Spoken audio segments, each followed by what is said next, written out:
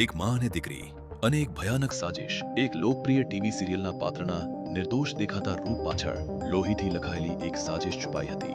Film special 26ની નકલ કરીને એક ફેક્ટ ડિટેક્ટિવ એજન્સી બનાવવામાં આવી. માત્ર ઠગવાનું નહીં પરંતુ હત્યા કરવાની. સાજિશ માટે એક ડોક્ટરને આકર્ષક ઓફર આપીને ફસાવવામાં આવ્યો અને પછી તેનું અપહરણ કરવામાં આવ્યું. નિર્દયતાથી તેની હત્યા કરવામાં આવી અને શરીરના ઘણા ટુકડા કર્યા ગયા. શું કારણ હતું કે હેતુ કે એક માં અને દીકરી આટલી ક્રૂર બની ગઈ? આજના ક્રાઇમ થ્રિલર સ્ટોરીઝના એપિસોડમાં અમે તમને લઈ જઈ રહ્યા છીએ મહારાષ્ટ્રની સાંસ્કૃતિક રાજધાની તરીકે ઓળખાતા આ શહેરમાં એક એવો ગુનો બન્યો જેને જોનાર દરેકને શોકમાં મૂક્યો. આખરે શું બન્યું? ચાલો કમ્પ્લીટ કેસની ડિટેલ તમારી સાથે રજૂ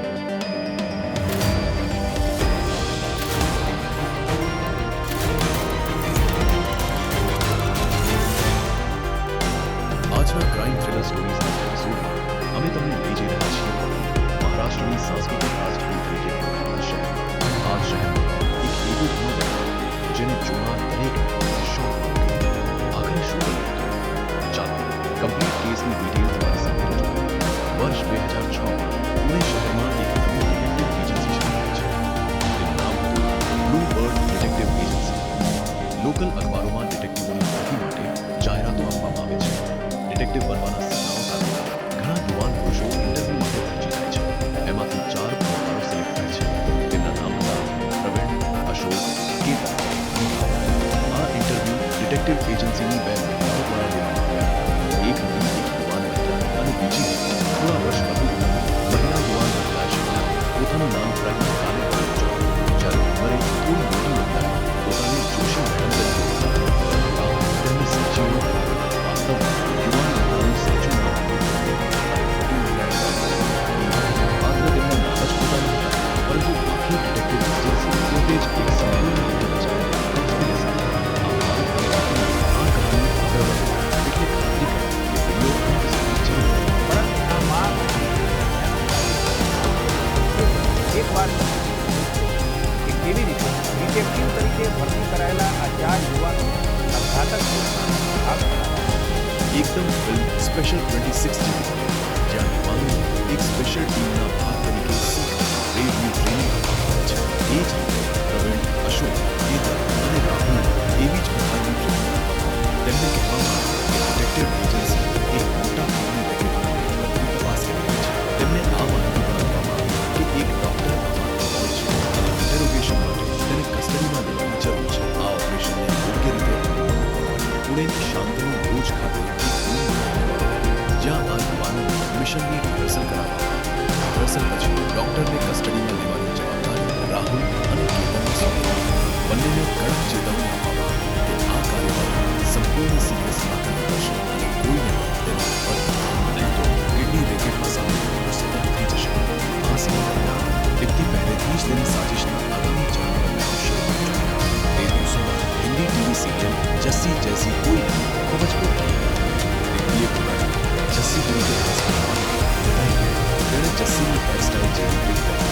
માત્ર જરા જ જાડા અને ગોળ ચશ્મા બનાવ્યા અને તે જસ્સી જેવી દેખાવા માટે દીપ્તિ સંપૂર્ણ રીતે જસ્સી બની. પરંતુ આ ફિલ્મી સાજિશ શાંત કેમ થઈ ગઈ? આ માં અને દીકરીના સાચા ઇરાદા શું? કહાની આગળ વધતા અમે વધુ ખુલાસો કરીશું. ક્રાઇમ થ્રિલર સ્ટોરીઝ સાથે જોડાયેલા જસ્સીનો ભેસ ધારણ કરીને દીપ્તિ પુણેની YCM હોસ્પિટલ પહોંચે છે. તેનું શિકાર ઓર્થોપેડિક વિભાગમાં ડોક્ટર દીપક મહાજન, પરંતુ દીપ્તિ સીધી રીતે ડોક્ટર મહાજનને મળતી નથી અને ડોક્ટર મહાજનના આસિસ્ટન્ટ ડોક્ટર અજયને એક લિફાફો આપે છે અને તેને ડોક્ટર સુધી પહોંચાડવાની વિનંતી કરે છે. તે બાદ દીપ્તિ શાંતિથી હોસ્પિટલમાંથી નીકળી જાય છે. ડોક્ટર દીપક મહાજન પોતાના ચેમ્બરમાં બેસીને આ લિફાફો ધ્યાનપૂર્વક ખોલે છે. લિફાફામાંથી બહાર આવે છે ઓમકાર ચેરિટેબલ ટ્રસ્ટ દ્વારા જારી કરાયેલ એક ઓફર લેટર.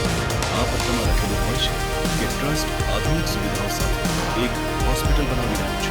ડોક્ટર મહાજનને ઓનરરી સર્જન તરીકેનું પદ અને અત્યંત આકર્ષક પગારની ઓફર આપવામાં આવી છે. ડોક્ટર મહાજન આ ઓફર અંગે તેમની પત્ની ડોક્ટર સ્મિતા મહાજન સાથે ચર્ચા કરે છે. ઓફર લાભદાયી લાગી હોવાથી ડોક્ટર દંપતી આ પ્રસ્તાવ સ્વીકારવાનો નિર્ણય કરે છે. જેમ જ દીપ્તિને ડોક્ટર તરફથી સંમતિ મળે છે, તે તેમને હોટેલમાં લંચ માટે આમંત્રિત કરે છે. પરંતુ ડોક્ટર મહાજન હોટેલમાં લંચનું આમંત્રણ નકારી દે છે. ત્યારબાદ ડોક્ટર મહાજનને શાંતિનું લોજ ખાતે એક બેઠક માટે બોલાવવામાં આવે છે. આ એ જ લોજ છે જ્યાં ઘણા દિવસોથી બે યુવાનો એક ગુપ્ત મિશનની રિહર્સલ કરી રહ્યા હતા. એ માન્યતામાં કે તેઓ ડિટેક્ટિવ છે અને ડોક્ટરને કસ્ટડીમાં લેવા જઈ રહ્યા છે. પરંતુ શું આ માં અને દીકરીની સાજિશ સફળ થશે? શું રાહુલ અને કેતન સમયસર સમજી શકશે કે તેઓ કોઈ રિયલ ઓપરેશનનો ભાગ નથી, પરંતુ તેમને અપહરણ અને હત્યા જેવા ઘોર ગુનાઓમાં ધકેલવામાં આવી રહ્યા છે? આ બધાનો ખુલાસો અમે જલ્દી કરીશું. પરંતુ એ પહેલા આ તબક્કે માં અને દીકરી સાજિશના કયા ભાગ પર કામ કરી રહી હતી એ સમજવું જરૂરી છે. ડોક્ટર દીપક મહાજનને શાંતનુ લોજ પર બોલાવતા પહેલા જ માં અને દીકરી થિયોસોલ સોડિયમ નામની એક દવા ખરીદી લે છે. આ દવા એક શક્તિશાળી એન્સ્થેટિક છે જે કોઈ પણ વ્યક્તિને સંપૂર્ણ રીતે બેભાન કરી શકે છે. જેમ જ ડોક્ટર દીપક મહાજન બેઠક માટે શાંતનુ લોજ પર પહોંચે છે, ત્યાં જસ્સીનો ભેસ ધારણ કરીને ઉભેલી દીપ્તિ તેમનું સ્વાગત કરે છે અને તેમને સીધા લોજના રૂમ નંબર 7 તરફ લઈ જાય છે. જેમ જ તેઓ રૂમમાં પ્રવેશે છે, ત્યાં બહેજર રહેલા રાહુલ અને કેતન જબરદસ્તીથી ડોક્ટર મહાજનને કસ્ટડીમાં લઈ લે છે. તે બાદ દીપ્તિ ડોક્ટરને થિયોસોલ સોડિયમનું ઇન્જેક્શન આપે છે, જેના કારણે ડોક્ટર મહાજન બેભાન થઈ જાય છે. રાહુલ અને કેતનની મદદથી બેભાન ડોક્ટરને દીપ્તિની મેટીઝ કારમાં બેસાડવામાં આવે છે, જેમાં પહેલેથી જ ખોટી નંબર પ્લેટ લગાવવામાં આવેલી મહાજનને પાછળની સીટના મધ્યમાં બેસાડવામાં આવે છે. એક બાજુ રાહુલ અને બીજી બાજુ કેતન. ત્યારબાદ કાર કરવે રોડ તરફ આગળ વધે છે. રસ્તામાં રાહુલ અને કેતનને કારમાંથી ઉતરી જવા કહેવામાં આવે છે. તેમને જણાવવામાં આવે છે કે તેમનું મિશન અહીં પૂર્ણ થયું છે અને ડોક્ટરની ઇન્ટરોગેશન ડિટેક્ટિવ એજન્સીના ચીફ દ્વારા કરવામાં આવશે.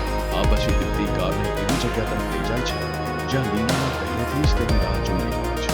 ત્યારબાદ માં અને દીકરી ડોક્ટરને ઉત્તમનગર ખાતે ભાડે લીધેલા એક રૂમમાં લઈ જાય છે અને ત્યાં તેને બંધ કરાવી રાખે છે. તે દરમિયાન ઘર પર ડોક્ટર દીપક મહાજનની પત્ની ડોક્ટર સ્મિતા મહાજન તે ફર્યા પછી પણ ન ફરવાના કારણે વધુ અને વધુ ચિંતિત થાય છે. તે વારંવાર તેને કોલ કરવાની કોશિશ કરે છે, પરંતુ તેનો ફોન બંધ હોવાથી તે ખૂબ જ ચિંતામાં પડી જાય છે. સંબંધીઓની સલાહ મુજબ તેમે નજીકની પોલીસ સ્ટેશનમાં જઈને પતિ માટે મિસિંગ પર્સનની ફરિયાદ નોંધાવે છે. આ દરમિયાન ડોક્ટર મહાજનની પત્નીને એક ફોન કોલ આવે છે. કોલ કરનાર અજાણ્યા વ્યક્તિ હોય છે જે તેના અવાજને છુપાવીને બોલી રહ્યો હોય છે. અજ્ઞાત કોલરે ડોક્ટર સ્મિતા મહાજનને ધમકી આપે છે કે જો તે પોતાની પતિને જીવંત પાછો જોઈએ છે તો તેને 25 લાખ રૂપિયા આપવા પડશે. ડોક્ટર મહાજનની પત્ની આ બધું પોલીસને બતાવે છે, જેની પરિણામે તેઓ તરત જ કાર્યવાહી કરે છે. માં અને દીકરી ખૂબ ચતુર અને ખતરનાક હતી. આ વાતનો અંદાજ એમથી લગાવી શકાય છે કે એક બાજુ તેમણે ડોક્ટરના મુક્તિ માટે 25 લાખ રૂપિયાનું રેન્સમ માંગ્યું, જ્યારે બીજી બાજુ તેમણે પહેલાથી જ ડોક્ટરની હત્યા કરી દીધી હતી. હત્યા પછી શરીરને અનેક ટુકડાઓમાં કાપવામાં આવ્યું. માં અને દીકરીએ પછી શરીરના ટુકડા પ્લાસ્ટિક બેગમાં ભરી શહેરની બહાર અલગ અલગ એકાંત વિસ્તારમાં ફેંકી દીધા. આ કેસમાં એક પ્રખ્યાત ડોક્ટરનું અપહરણ સામેલ હતું, જેના કારણે પોલીસ પર ભયાનક દબાણ આવ્યું. આખરે પોલીસને એક મહત્વપૂર્ણ ક્લુ મળ્યું. ડોક્ટર મહાજનને ઓમકાર ચેરિટેબલ ટ્રસ્ટ તરફથી આપવામાં આવેલા ઓફર લેટરમાં એક ફોન નંબર હતો. આ નંબર 4 યુવાનમાંનો એક પ્રવીણ, જે નકલી ડિટેક્ટિવ એજન્સીમાં ટ્રેની ભરતી થયો હતો, એનો હતો. આ ફોન નંબર દ્વારા પોલીસ પ્રવીણ સુધી પહોંચી. પૂછપરછ દરમિયાન નકલી ડિટેક્ટિવ એજન્સીનું સત્ય સામે આવ્યું. તપાસ દરમિયાન ખુલ્યું કે એજન્સી શાંતનુ લોજ ખાતે એક રૂમ ભાડે લઈ હતી, જ્યાં ડોક્ટર મહાજનને છેલ્લે જોઈ ગયો હતો. પોલીસે પછી નકલી ડિટેક્ટિવ એજન્સીના ઓફિસ નજીક એક જાળ લગાવી માં અને દીકરીના પાછા આવવાનો રાહ જોયો. 5 લાંબા દિવસો પછી માં અને દીકરી અંતે પાછા આવે છે અને ધરપકડ કરવામાં આવે છે. ઇન્ટરોગેશન દરમિયાન તેઓ તેમના ગુનાનો સ્વીકાર કરે છે.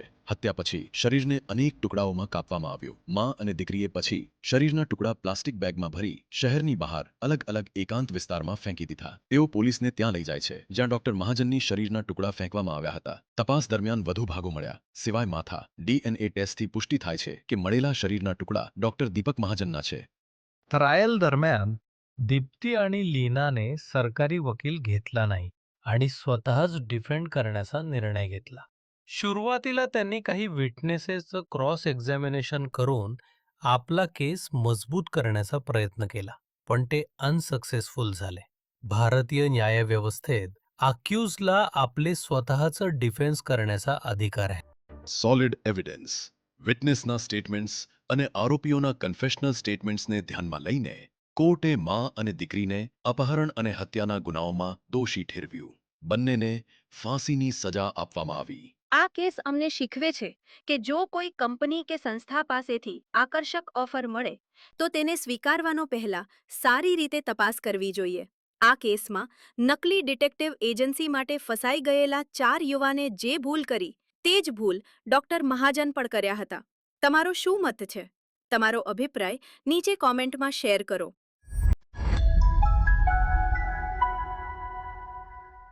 જો તમને આ વિડિયો ઇન્ટરેસ્ટિંગ અને અવેરનેસ ફેલાવનાર લાગ્યો હોય તો કૃપા કરીને અમારી ચેનલને લાઇક, શેર અને સબસ્ક્રાઇબ કરવાનું ભૂલશો નહીં. અમે ફરી પાછા આવશું અન્ય એક સાચી અને શોકિંગ ક્રાઇમ થ્રિલર સ્ટોરી સાથે.